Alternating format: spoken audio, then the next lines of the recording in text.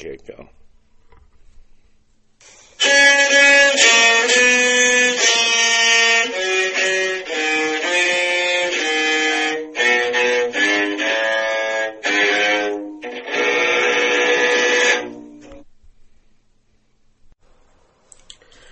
Just want to start today with a trigger warning disclaimer. This podcast contains descriptions of death and drowning.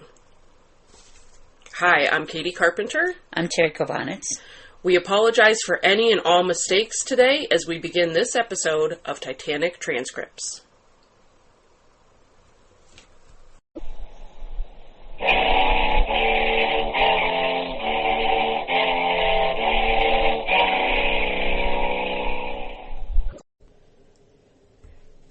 Mr. Franklin, was your cable sent in response to that or before that? Our cable was sent without having received this at all. You gave them the information you had from your Montreal agent about 4 hours after you got it? We did not say this information was from Montreal. We said reports. I understand, but you got this information from your agent in Montreal about 2:30 in the morning?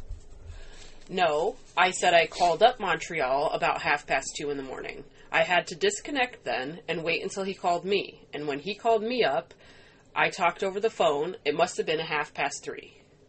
All right, we will take that hour. You got the information from your Montreal agent at 3:30 Monday morning, and you did not communicate with Liverpool or London until 6:15 Monday morning? That is right. Why did you not communicate with them until 6:15? As far as I was concerned, I was telephoning in all directions during that time and then was getting down to the office. But here was a ship valued at about $7 million and filled with passengers, Britishers as well as Americans, and the chief managing director of your company was aboard the ship. Right. Why did you not communicate what information you had so that they might receive it in the very early morning hours rather than wait until 10 o'clock? Because I was doing what I thought was best at the time, to get the best possible information and to get to the office as soon as I could, so I could cable. I do not want you to infer that I am criticizing you, but I am asking these questions for information. It was a question of expediency. I had no idea of sending a cable until I got to the office, and no means of doing so. But you did give your Liverpool office the first information that it had, and the first information you had. Yes, sir, and as quickly as I could get to the office and collect what information was drifting in from the telephone and by Associated Press reports and otherwise. I take it you did not sleep very much Sunday night after you got that telephone message from your agent in Montreal. I spent the entire time from 2:20 until I left the house on the telephone, and then I went to the office, and then I immediately, as promptly as we could, got off these cables and other things. As a matter of fact, however, if that was the only cable you sent to the London or Liverpool office, you held that information you did have about 3 hours before you let go of it. Well, I did not hold it in the sense of the word. I did not mean to suppress it, no. I did not cable Liverpool until after we got to the office and got the offices opened and the people there to cable.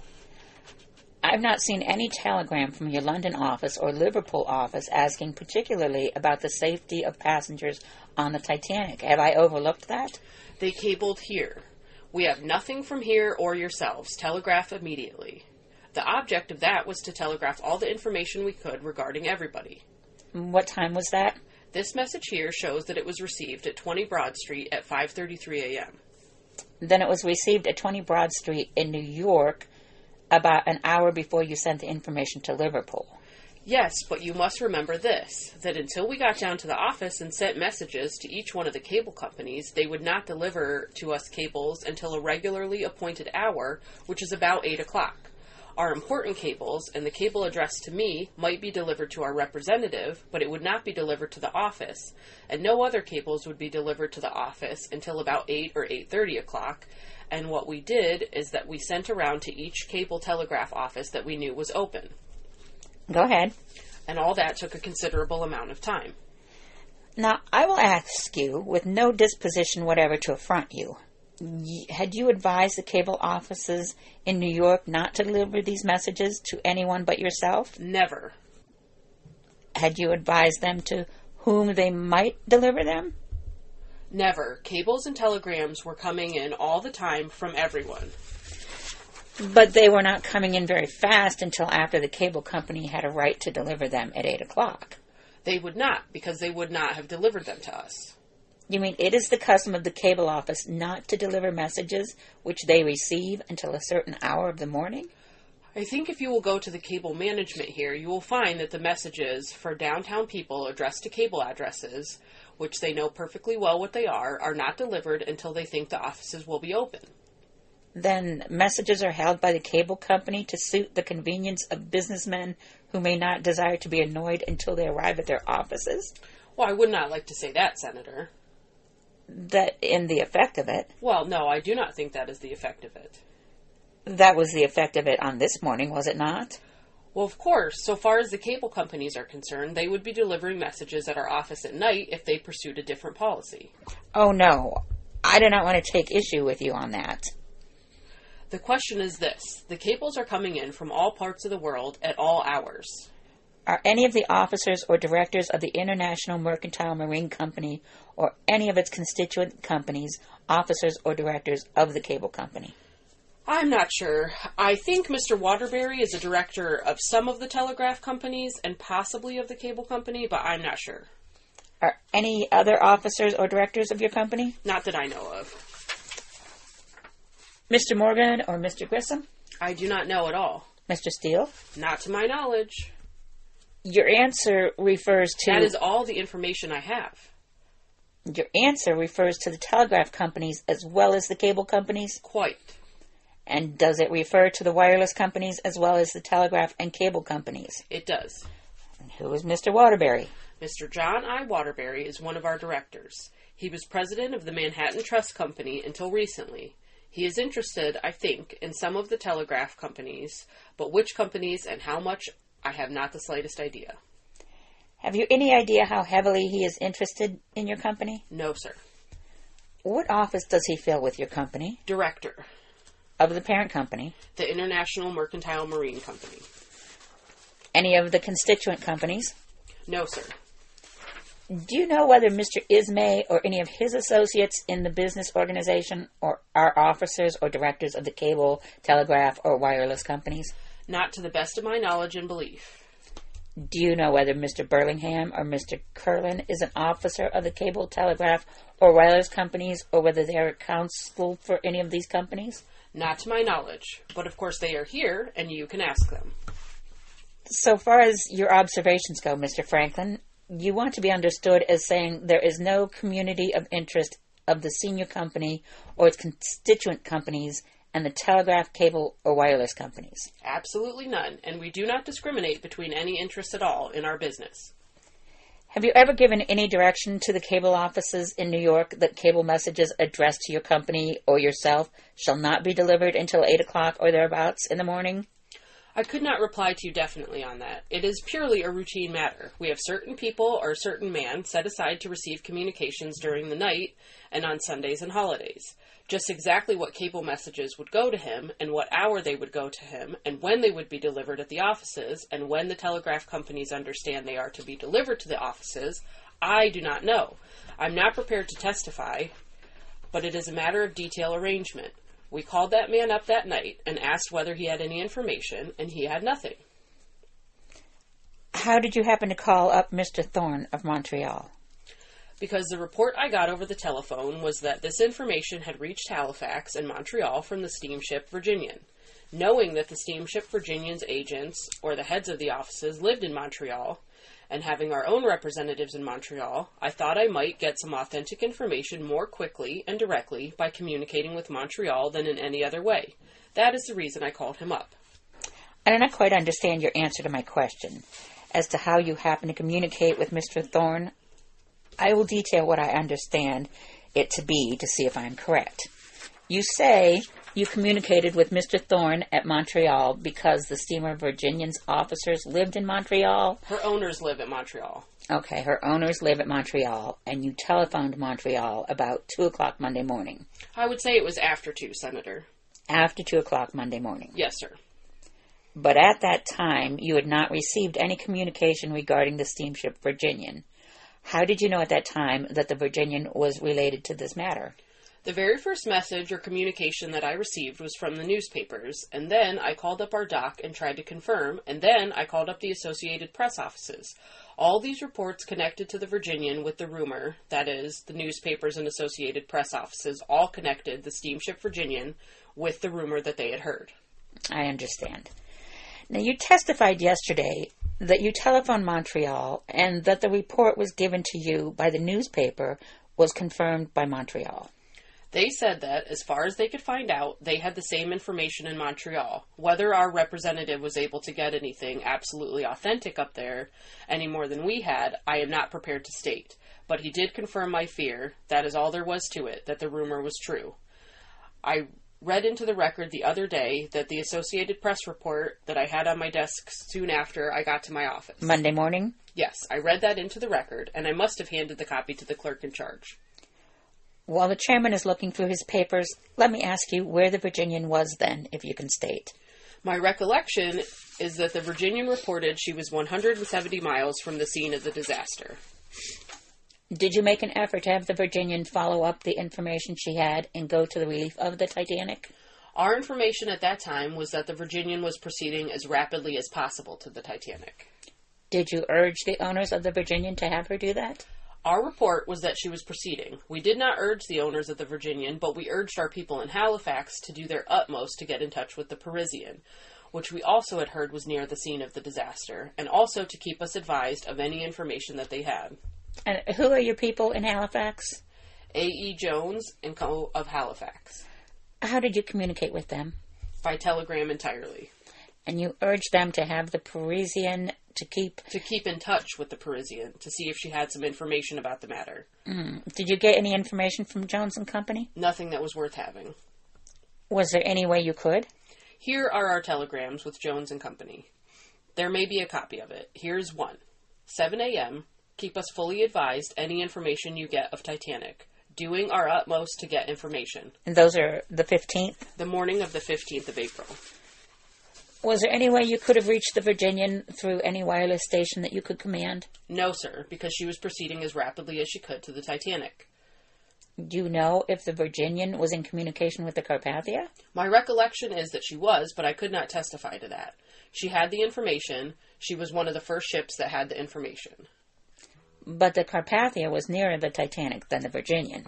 Oh, yes. The Carpathia's captain testified he was 50 miles, it is my recollection, from the Titanic, and my understanding is that the Virginian was 170 miles from the Titanic. We asked Halifax at 7:45 in the morning, is there any government boat or large seagoing tug available to proceed to the Titanic if desired? Answer quickly. We understood the others were going. Do you know the distance from Halifax to where the Titanic sank? 600 miles. Did you or the officers of your company have any responsibility for the employment or direction of the wireless operators on your boats or on your ship?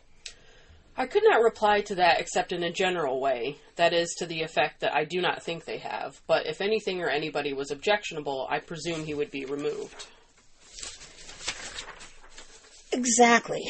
Do you think that it is prudent or desirable to have wireless operators upon whom rests so much responsibility in a crisis unofficial in their relationship with your companies? They're not unofficial, Senator, in a certain way. That is, as regards any messages that have to be sent or received in connection with the navigation of the steamer. They are absolutely under the direction of the captain. But you heard the testimony yesterday as to enjoining silence, and you heard the custom revealed permitting the wireless operators, Binns, Cottam, and Bride, to receive pecuniary reward for information in their possession, and I would like to know if you approve that course. I think that is a rather unfortunate course, and I think it might possibly be an incentive for young men to try to withhold information until they arrive with the steamer. Therefore, it is an unfortunate course, but it is only human nature. And what kind of human nature is that? That these boys, when they get ashore, will, if they sit down and give a reporter a story, expect some compensation for it. If that could be eliminated, it would be a very desirable thing to do. Suppose your company, when it installs wireless apparatus on your ship, does so with the distinct understanding that you are to supply operators, making proper tests as to the efficiency and proper inquiries as to their character and obtaining proper knowledge as to their fitness for the employment. Do you not think that quite desirable? That is a matter we would have to give careful consideration to before expressing a definite opinion about. Whether that would be more desirable than the present plan, because these are commercial problems. The wireless equipment are in communication with the shore, and they are for use of the public. They are not for our use exclusively. If they were for our use exclusively, a part of the ship's equipment for the ship's messages only, and for communication and ease of danger, anything of that sort, then we could employ the people and regulate them absolutely. Do you not think it is of doubtful wisdom to have any man aboard one of your ships which navigate the waters of the world practically with large responsibility, who is not under your immediate control and direction? He is under the direction and control of the captain, so far as the ship's business is concerned, but he is not, so far as messages that he might receive or send are concerned, because he could send them or receive them without anybody else knowing anything about them. But even if we had a man appointed there, one of our own men, he might do the same thing. He might, but if he did, you could remove him. Yes, so could Marconi. But you could not. I think if our commander suspected anything of that kind, and had fairly good reason for doing so, and made proper representations to the Marconi Company, he would be discharged. Exactly. But your commander is gone in this instance. But you are talking about a general proposition. I want to ask you now one further question on that line. Whether you think it is wise to have an employee on one of your ships in an important position subject to the direction and control of strangers to your management and business. If you had asked me that question before this disaster, it would have made no impression on me. But after having heard of this telegram that went out to this operator, it does then seem as if the operator should have instructions of exactly the same nature as the captain of the steamer has. In other words, when the captain leaves the port, leaves his dock, he is the master in charge, and everything is up to him. If this Marconi operator, whether he is under the control of the Marconi man or under our control, had similar instructions under the captain, it might improve matters. It might avoid a similar occurrence, if there was anything there. I do not know. Do you, in any manner, or does the captain of the ship under your direction fix rules, regulations for the conduct of wireless operators aboard your ship? I will be a little more definite. I mean, as to the hours he shall be on duty, as for the number of times he shall visit the apparatus, as to his right to leave the operating room, and as to the person to whom he must report before absenting himself from his post. I do not think those are fixed by the management of the ship, but the management of the ship understands about what he has to do. In this instance, you recall that the operator caught him on the Carpathia said that he had no fixed hours, that he reported to no one, and was practically in the unrestricted management of the wireless station on the Carpathia. He might have been, true, in a certain sense, but if the captain of the steamer found the boy was not doing his duty, the operator, he would promptly take him to task. I understand that, but this wireless operator, Cottam, told the committee in your hearing that he received a message which he did not even report to the captain of the Carpathia because he did not deem it important. The wireless operator on the Titanic refused, with the telephone to his ears, to accept the warning of the steamship Californian for minutes after communication was attempted because he was making up his accounts. The only reason for receiving the CQD call of distress from the Titanic when she struck that iceberg was because this wireless operator happened to have on his head the telephone which would register the call while he was undressing to get in bed. And in 5 minutes he would have had that off his head and been in bed, in which event the Carpathia would have been in utter ignorance of this call of the Titanic until the operator resumed his position in the operating room. Now, I ask you whether you consider it important that operators should be employed directly by the owners of these ships and regulations in great detail made of their conduct in order to ensure the safety of your passengers and the safety of your ships. In reply to that, I think that you will find that these operators have certain regulations. I understand what they are. You heard him say what they were, that they were the regulations of the Berlin Convention with which he is familiar. Yes. Now, do you understand that they have any regulations outside of those? My understanding was the operators were supposed to stand by their instruments for certain times when there was only one operator, but this young man the other day testified that he was largely guided by the amount of business. And by his own judgment. Yes, and the amount of business. Now, there's no doubt that the complete investigation of this whole thing will involve some scheme, whether it is best for the operator to be under the jurisdiction of the Marconi Company as to his hours, or whether he should be absolutely under the jurisdiction of the steamer, that is, as to his hours, because that is a different thing, the matter of hours, from the matter of confirming with the ship's rules. That will no doubt be a matter of careful consideration, and the best course to be pursued will, after consideration, no doubt be brought out. The steamship companies want to get as much protection from the Marconi instruments for their travelers and patrons as they can possibly get. We can see what is the best method of handling that matter only after everything is investigated. From the testimony of Cottam, the Carpathia operator, we learned that he had no hours that were particularly prescribed. Correct. Do you not think it would be quite desirable to have a regulation that the operator should be in his operating room from 6 o'clock at night until the daylight in the next morning, or 6 o'clock the next morning during the hours when people are asleep, when vision is obscured, and when most of these calamities on the sea occur, rather than be on duty during the daytime when all eyes of the ship's officers and passengers and crew are helpful and difficulties are easily avoided? Well, yes, of course the question I do not know whether I can make clear to you, but this is the point, that the Marconi instrument did not avoid difficulties. It only I understand that. I do not want you to infer that I think it is perfect. I think I can answer your question in this way. It is a question of long distance. It's not a question of daytime or darkness. Now, no doubt this investigation will bring forth facts. The present law of the United States is that a steamer carrying passengers, when the number of passengers plus the number of crew exceeds 50, must have a Marconi instrument and operator. You may find upon going into this matter further that it would be well for the United States to pass some law or legislation or regulation to the effect that all steamers carrying passengers must have an operator at the switchboard at all time. I do not think it is a question of night or day. And that is what I am aiming at. I do not think it is night or day. You say that the Marconi apparatus is not perfect. No, I did not say that. What did you say? I said the Marconi apparatus is not an aid to navigation in the way of picking up or locating anything, and therefore it's not a question of day or night. But it managed to record a call which was responded to promptly, and as a result of that wireless message which was accidentally received, the lives of about 700 people were saved.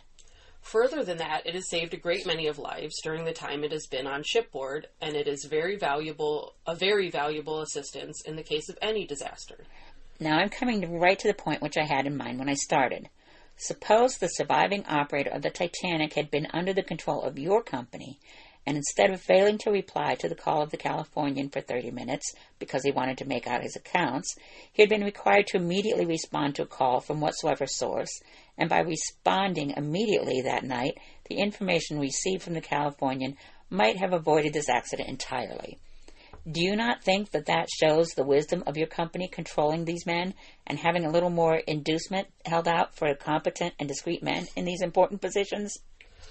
Of course, the question of the Californian would not have made any difference, because my recollection is that he testified that the Californian was simply wanting to pass an ice message to him about 5 o'clock in the afternoon, and he was passing it to the Baltic later. And he picked it up. But that was about 6 hours and 40 minutes before the accident occurred. But they got that same information a half an hour later, and whether they got it a half an hour earlier or later in this particular case made no difference. No, but minutes count in such a situation. But your point in regard to declining to receive or not receiving, or in regard to indifference in receiving information of that kind, is of course well taken. Minutes count. You heard the testimony of the lookout. In this particular case, the minutes did not amount to anything. You heard the testimony of the witness Fleet, the other lookout, that with glasses he could have avoided the iceberg and saved the ship. I did not know that. Well, you heard the testimony of the wheelman Hitchens, that if he had gotten the signal to alter his course a very few seconds earlier, he might have avoided that iceberg. Of course, that applies to every accident, those remarks, because he got it just the moment that the lookout got it. Yes, but neither one of them got it in time. No, but they got it as quickly as the human eye could get it, apparently. But here was a half hour that the Californian was endeavoring to give the Titanic warning that she was among icebergs. But that was 5.5 hours or 3/4 hours before the accident. That is just 30 minutes earlier than any other notice came to the ship, is it not? I do not understand what time, if any time, this America notice was received by the ship. I've been unable to get that, and I've been unable to get from the officers of the Titanic the exact time when the message from the Californian was received, or whether there was any message from the Californian received at all. Nobody seems to know about it at all. The operator said he picked up the message from the Californian on the way from the Californian to the Baltic. He picked it up through the Baltic just as Cottam of the Carpathia took a message from the Titanic to the Frankfurt saying, "You are a fool, keep out," when the Frankfurt was asking, "What is the matter?"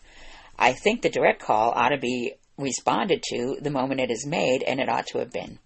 I think they ought to respond to every call of that kind they get. You're correct that they ought to at once. And he did not do it in this instance. I can only refer you to his testimony. I do not know. You heard it? Well, I heard it. It is a matter of record. Now, you say you think that as a result of this inquiry, some improvement may be made by congressional legislation which will have a tendency to remove some of causes which contributed to this accident. That, I take it, is the very important object of this investigation. And that, I say to you, is the direct object of the investigation.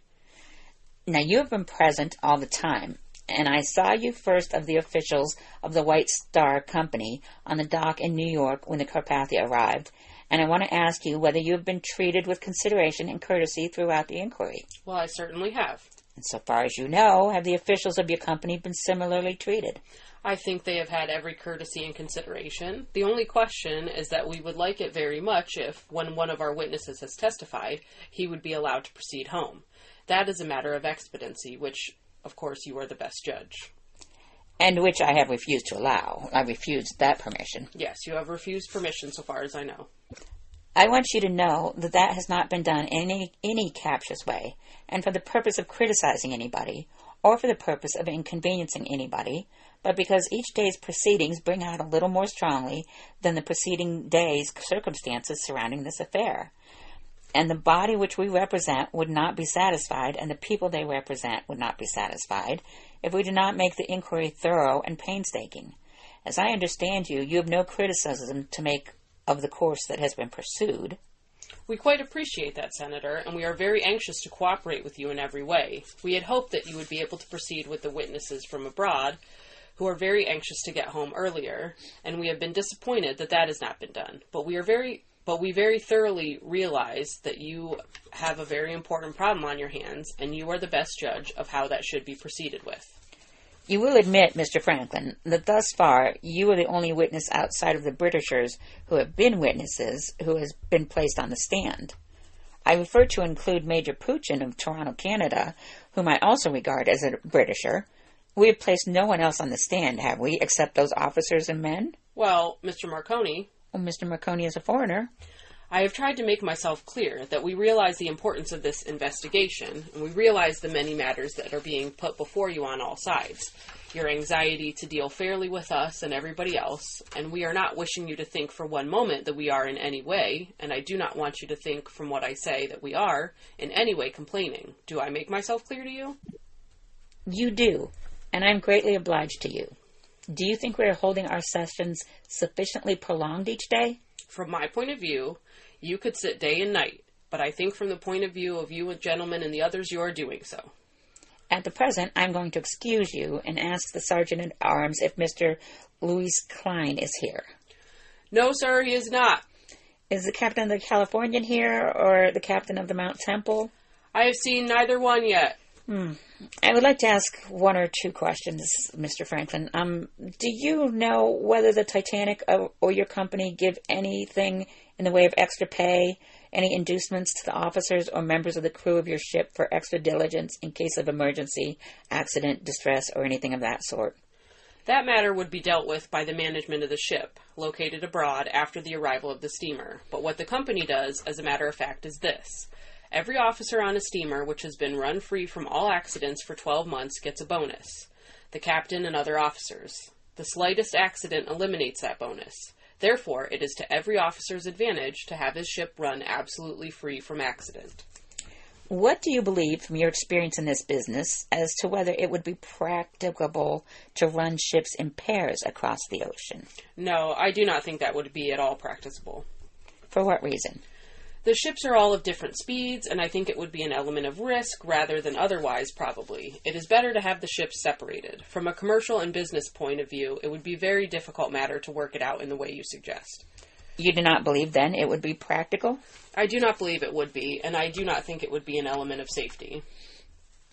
Or even add to the safety of the passengers to have ships go in hailing distance of each other? I do not think so. I do not think it's a practical matter. Under your arrangement with the Marconi Company, did the company pay the Titanic for the privilege of operating its machine on the ship, or did the ship pay the Marconi Company? That I could not go into detail about with you, because the entire arrangement is made between the Oceanic Steam Navigation Company, that is the White Star Line, and the Marconi Company in Liverpool, and it is a matter of agreement between the two companies, and we have nothing to do with it on this side of the Atlantic. Okay, that is all the questions I have for you right now. You may be excused.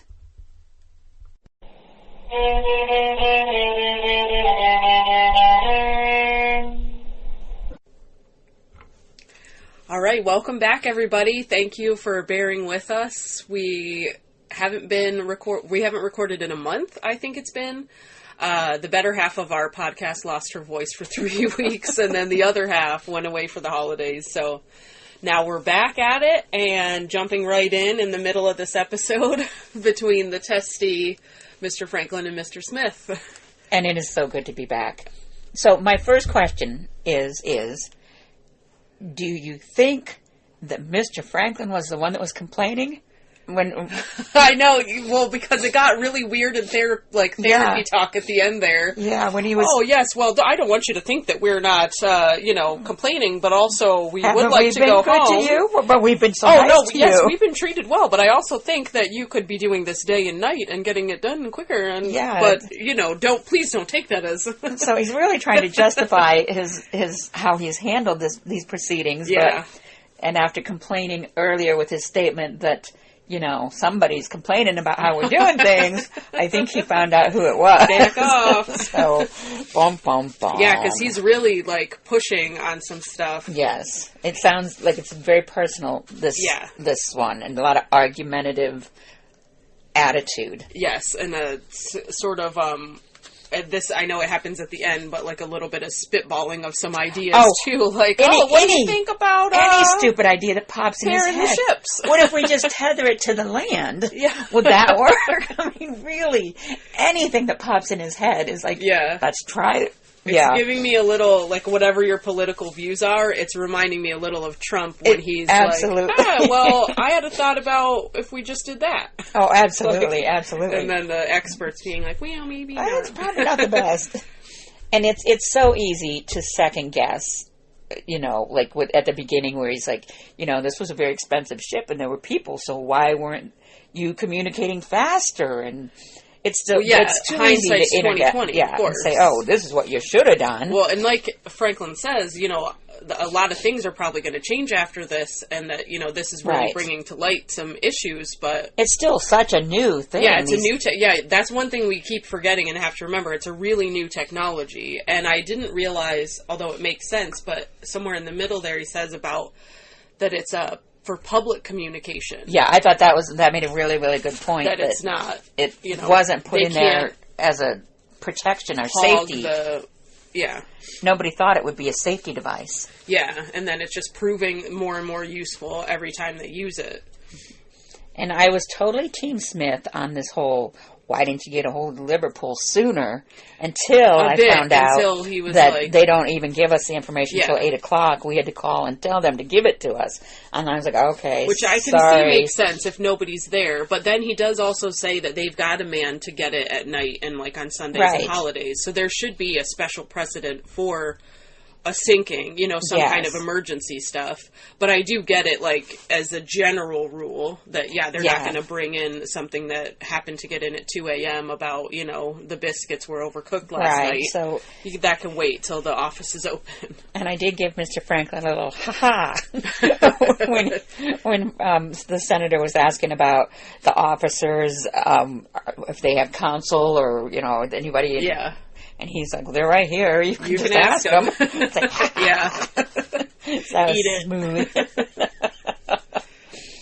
And that Mr. Franklin also feels that they should not be compensated for their story because that's going to make them withhold information. Yeah, I agree. And that's another thing that's probably sort of just beginning, I guess, for the paper and stuff. Like, we've talked before about how astounded we are that the news papers knew about the sinking, like, well before any of these officials. And I mean, I do agree. Yeah, it would make you want to withhold something to get paid, especially because we also found out before that they stopped getting paid when the ship sinks. Yeah. Oh, and so you'd probably want to have a little something in your back pocket. And when he's asked about it, he just sidesteps it so nicely. Yeah. Oh, he's really good at his business speak. Do they get it compensated? Oh, well, let me just say that they get compensated for not sinking a ship. And just such a sidestep. Like, But I will be curious when this is done to find out if the laws change or the rules or regulations on the operator's hours and having more than one. And well, they would have to now that we know that this does save lives, but we had no clue prior to this.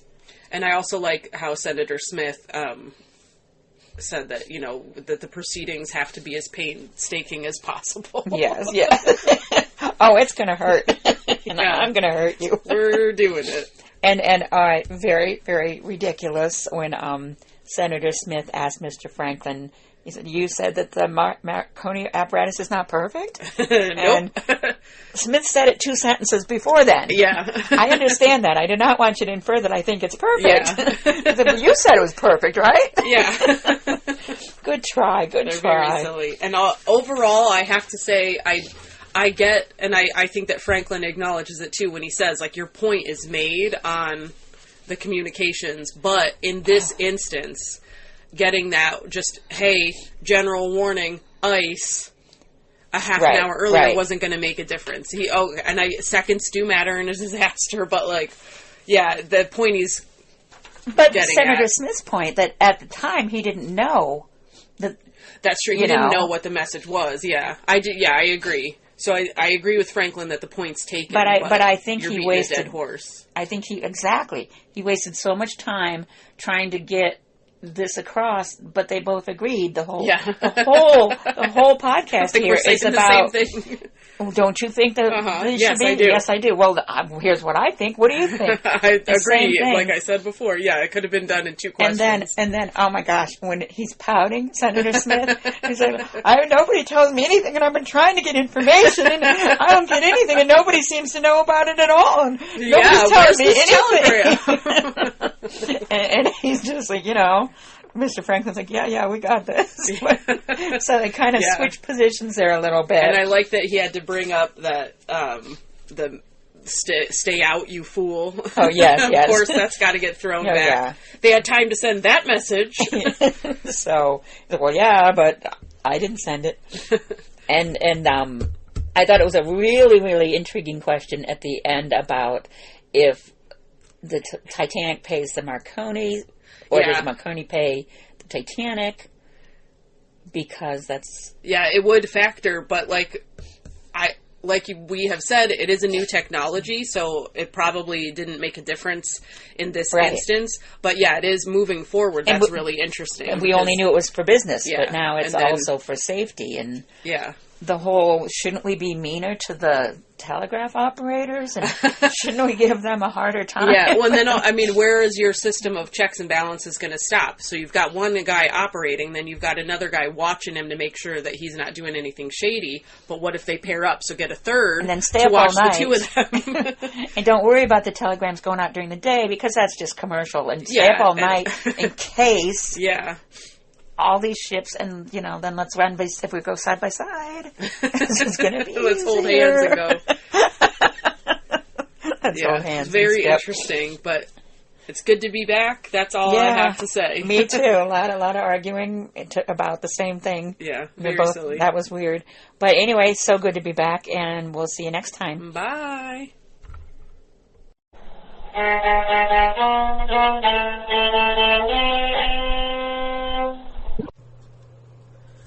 Just a note from the readers, we want to thank you guys for listening, and we really value your feedback, so please let us know what you're thinking, either in the comments or at titanictranscripts@gmail.com.